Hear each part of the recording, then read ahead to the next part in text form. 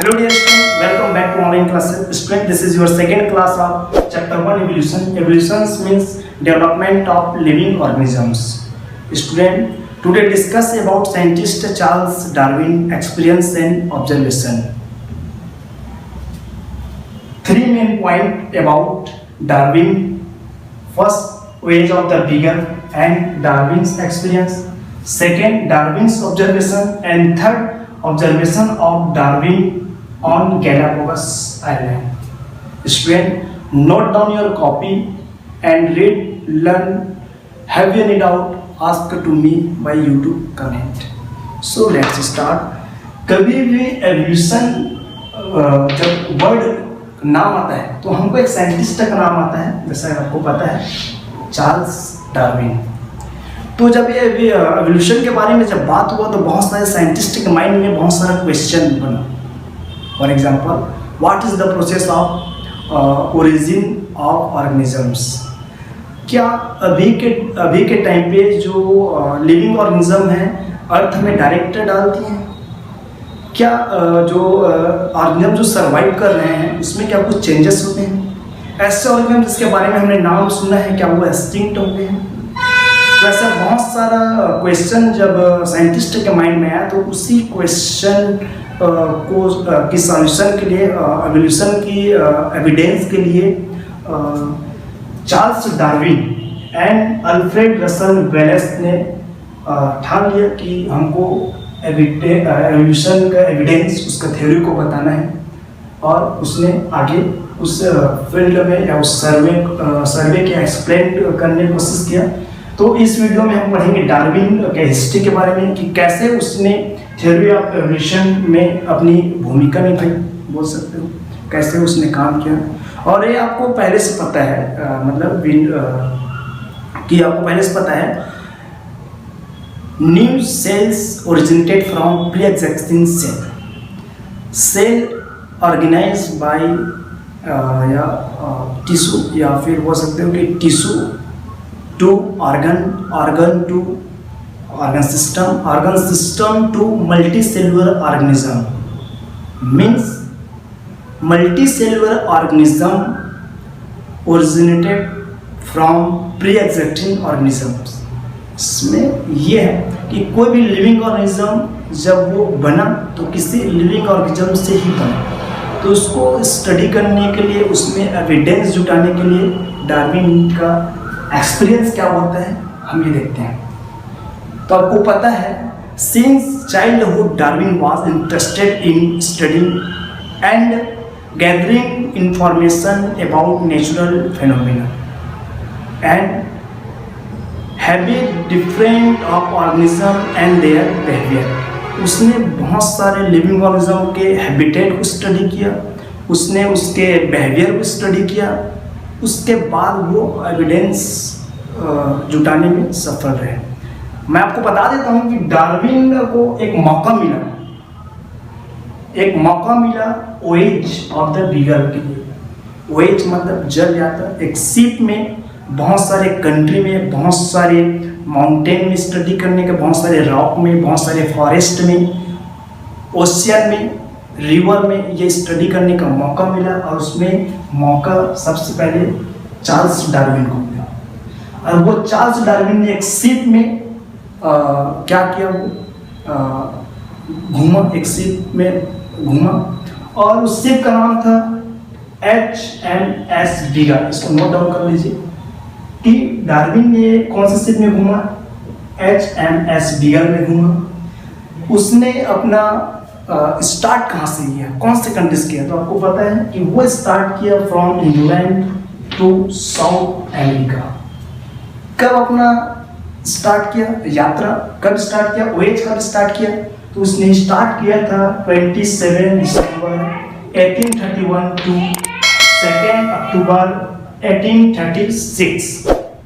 यहाँ तक मतलब 5 साल तक उसने वहाँ मतलब कि इंग्लैंड और साउथ अमेरिका के बीच में जितने भी कंट्री, जितने भी माउंटेन, जितने भी ओशियन में तो वो शिप में गया तो ओशियन नहीं गया। उसने क्या क्या काम किया? तो उसने अलग अलग प्लेस का मैप तैयार किया, अलग अलग फॉसिल्स का उसने क्या किया, स्टडी किया। और बोल सकते हो कि अभी के ऑर्गेनिज्म में और पहले के ऑर्गेनिज्म में कितना सिमिलरिटी है, कितना डिसिमिलरिटी है, उसने उस पर वो काम किया, उसने उस पर स्टडी किया। और ये पूरा स्टडी करने के बाद फाइनली थ्योरी ऑफ एवोल्यूशन देने में वो सक्सेस हुआ। तो वो कहाँ कैसे स्टडी किया, मैं सेकेंड मेन टॉपिक पे बात करूंगा, डार्विन्स ऑब्जर्वेशन पे। ओके, आई थिंक आपको समझ आ गया। मेन पॉइंट को एक बार मैं और बता देता हूँ। इस चीज का नाम HMS बीगल, कहाँ से, from England to South America. कब, 27 December 1831 to 2 October 1836।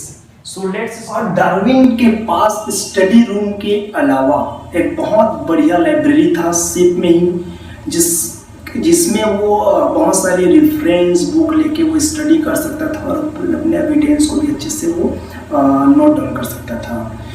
So let's start Darwin's observation. Some of major observation during the voyage which helped Darwin to propose the theory of evolution. Observation के time में बहुत सारे evidence उसने क्या क्या observation किया और वो थ्योरी ऑफ एवोल्यूशन प्रपोज करने में वो हेल्प करता है। तो मैं पॉइंट से बताते जाता हूँ। तो जर्नी के टाइम में डार्विन ने क्वेश्चन वाटर सैंपल लिया और उसमें जब वो स्टडी किया, मतलब उसमें जब वो देखा तो वो बहुत देखते रह गए कि उसमें बहुत सारे क्या थे ऑर्गेनिज्म से जो एक दूसरे से कनेक्टेड थे, मतलब फूड चेन बनाए थे।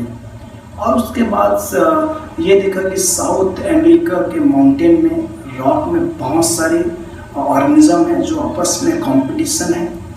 मतलब डार्विन के माइंड में आया there is struggle for life everywhere, either kill और डाइट।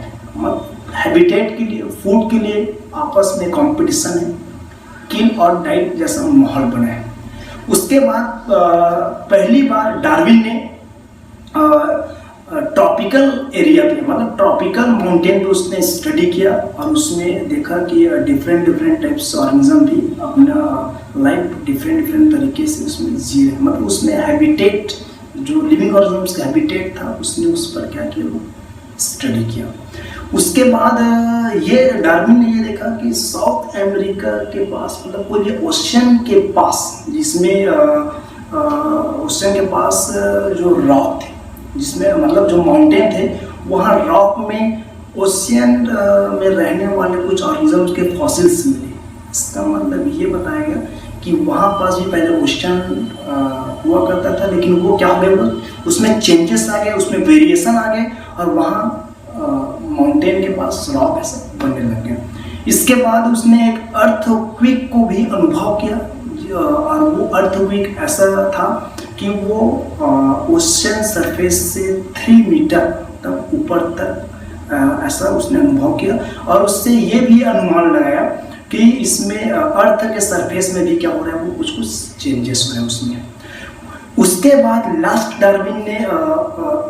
ऑब्जर्वेशन बता रहा हूँ डार्विन का, उसने बहुत सारे बड़े एनिमल्स, रेप्टाइल्स के फॉसिल्स की स्टडी की और उसने पहले के एनिमल, रेप्टाइल्स और कुछ ऑर्गेनिजम्स और अभी के कुछ ऑर्गेनिजम्स में जब कंपेयर किया तो उसमें कुछ सिमिलरिटीज और कुछ डिससिमिलरिटीज उसमें शो हुई। तो ये इतना सब उसके थ्योरी ऑफ एवोल्यूशन के लिए इतना एविडेंस, इतना ऑब्जर्वेशन बहुत था। ये बहुत एक मेजर टॉपिक बन के सामने आया और फाइनली उसके बाद वो थ्योरी ऑफ एवोल्यूशन करने में सफल रहे। इस ऑब्जर्वेशन में एक मेन आइलैंड का जिक्र हुआ जिसमें इम्पोर्टेंस एविडेंस के बारे में डिस्कस हुआ, मतलब बहुत सारे उसमें फॉसिल्स मिले। उस आइलैंड का नाम है Galapagos island. Observation of Darwin on Galapagos island. Galapagos island है वो साउथ अमेरिका के पास एक इक्वाडोर कंट्री है, उसी के पास गैलापागोस आइलैंड है और गैलापागोस आइलैंड में बहुत सारे उसके पास में बहुत सारे रॉक थे, उसमें उसने स्टडी किया। तो कुछ अगर मैं मेजर ऑर्गेनिज्म का उसमें नाम लूँ तो for example monitor lizard, duck like booby birds, cactus, finch and tortoise and armadillo, ऐसे कुछ इम्पॉर्टेंट ऑर्गेनिज्म का उसमें जिक्र हुआ। और इसके साथ साथ उसने उस पर स्टडी किया बहुत अच्छे से, और उसने सबसे मेन जो ऑब्जर्वेशन किया वो फिंच पर देखा कि जैसे इक्वाडोर के फॉरेस्ट से बहुत सारे फिंच जब गैलापागोस आइलैंड में आए या गैलापागोस और अलग अलग रॉक में अलग अलग आइलैंड में गए, तो सेम स्पीसीज के फिंच में बहुत सारे उसमें चेंजेस दिखे। और वो चेंजेस था उसके इन्वायरमेंट कंडीशन के कारण, उसके बिहेवियर के कारण। जैसे कि बहुत सारे जो फिंच थे वो अलग अलग स्पीसीज में मतलब चेंज होने स्टार्ट हो गए थे। उसी की मतलब आपस में जो सेम टाइप से फिंच थे उसके फूड में बोल सकते हो कि वो फूड, जैसे कोई फिंच है वो सीड ईट कर रहा है, कोई फूड है वो इंसेक्ट ईट कर रहा है, कोई सीड है वो लीफ ईट कर रहा है, और कोई सीड है वो स्टेम ईट कर रहा है। तो वो ऐसा डिफरेंट चीज़ ईट करने के कारण उसके बीक में भी क्या हो गया था, उसमें चेंज हो गया था। और फिंच में मेन उसके बीक में और उसके कोट कलर में भी क्या हो डिफरेंट दिखा।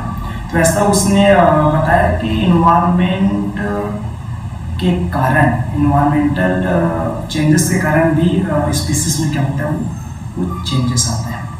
तो ये ऐसा ऑब्जर्वेशन किया डार्विन ने। तो आई होप आपको ये पूरा टॉपिक आपको समझ आ गया होगा, और इसके बाद हर वीडियो बनाएंगे। आई थिंक आपको समझ आ गया होगा। तो thank you for watching, and channel में आप न्यू हैं तो प्लीज़ चैनल को सब्सक्राइब कर देना। मैं पूरा 10th क्लास का सीरीज़ लाने वाला हूँ इस चैनल पे, और वीडियो अच्छा लगा तो लाइक कर देना।